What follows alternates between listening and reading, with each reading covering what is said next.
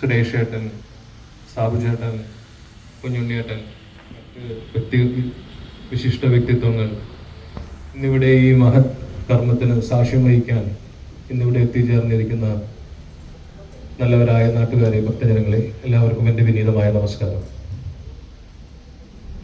ആദ്യമായി ഇത്തരത്തിലൊരു മഹത് കർമ്മത്തിന് എന്നെ ക്ഷണിച്ച ഈ ക്ഷേത്രത്തിന്റെ ഭാരവാഹികളോട് ആദ്യമായി ഞാൻ എൻ്റെ കൃതജ്ഞത രേഖപ്പെടുത്തുന്നു.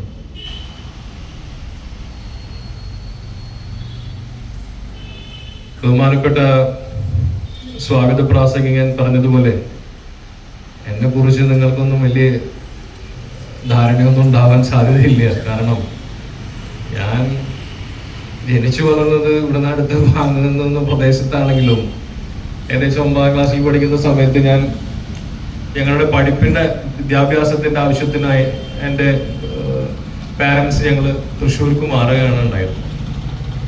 കഴിഞ്ഞ 38 വർഷക്കാലം ഞാൻ ഈ നമ്മുടെ ഈ ദേശത്ത് ഉണ്ടായിരുന്നില്ല. പക്ഷെ ഇടയ്ക്കൊക്കെ നമ്മുടെ തറവാട്ടിൽ വന്നു പോകാറുണ്ടെന്നുള്ള ഒഴിച്ചു കഴിഞ്ഞാൽ കൂടുതലായിട്ട്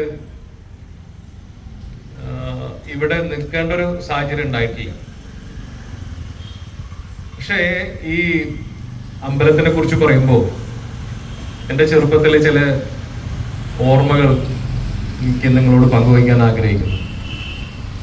ഞാനിവിടെ വളരെ ചെറിയ കുട്ടിയായിരിക്കുന്ന സമയത്ത് നമ്മുടെ ഉത്സവത്തിന് ഞാൻ പല പ്രാവശ്യം ഈ കോട്ടക്കുറുമ്പ് ഭഗവതിയുടെ ഉത്സവം കാണാൻ ഞാൻ വന്നിട്ടുണ്ട്.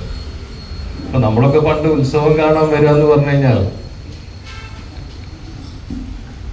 അമ്പലത്തിൽ വന്ന് തൊഴാനൊന്നല്ല, ആനേനെ കാണാനും അതുപോലെ ഷോപ്പിങ്ങിനൊക്കെ കൂടിയിട്ടാണ് ഈ വരുന്നത്. ഈ ബലൂണും സാധനങ്ങളൊക്കെ മേടിക്കാൻ, അതാണല്ലോ നമ്മുടെ ചെറുപ്പത്തിലെ കുട്ടികളുടെ ഒരു ക്രേസ്. അപ്പൊ അത്തരത്തിലുള്ള കുറെ നല്ല സ്മരണകൾ ഈ അമ്പലത്തിനെ കുറിച്ച് എനിക്കുണ്ട്.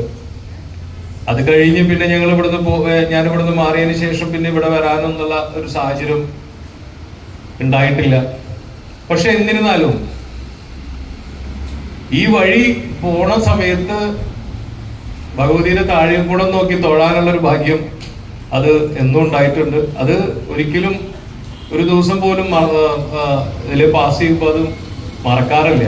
ഇവിടെ ദേവീനെ ഒന്ന് മനസ്സിൽ ധ്യാനിച്ചിട്ടാണ് ഈ വഴി ഒന്ന് കടന്നു പോകാറ്. അപ്പൊ അത്തരത്തിലുള്ള ഒരു എന്താ പറയാ നല്ല കാര്യങ്ങൾ നമ്മുടെ ഈ അമ്പലത്തിനെ കുറിച്ച് എൻ്റെ മനസ്സിൽ ഇന്നും നിലനിൽക്കുന്നുണ്ട്. അപ്പോ ഇതിന്റെ പ്ലാനും കാര്യങ്ങളൊന്നും ഞാൻ കണ്ടിട്ടില്ല. അതൊക്കെ അതിൻ്റെതായിട്ടുള്ള ആളുകൾ നല്ല രീതിയിൽ തന്നെ അത് കൈകാര്യം ചെയ്യുന്നുള്ളത് തന്നെയാണ് വിശ്വാസം.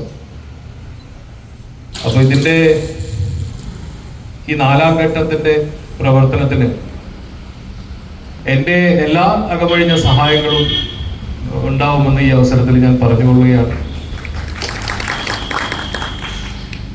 ഒരു നാടിന്റെ ഒരു ദേശത്തിന്റെ നമ്മുടെ ഒക്കെ ജനതയുടെ ഇവിടുത്തെ ആളുകളുടെ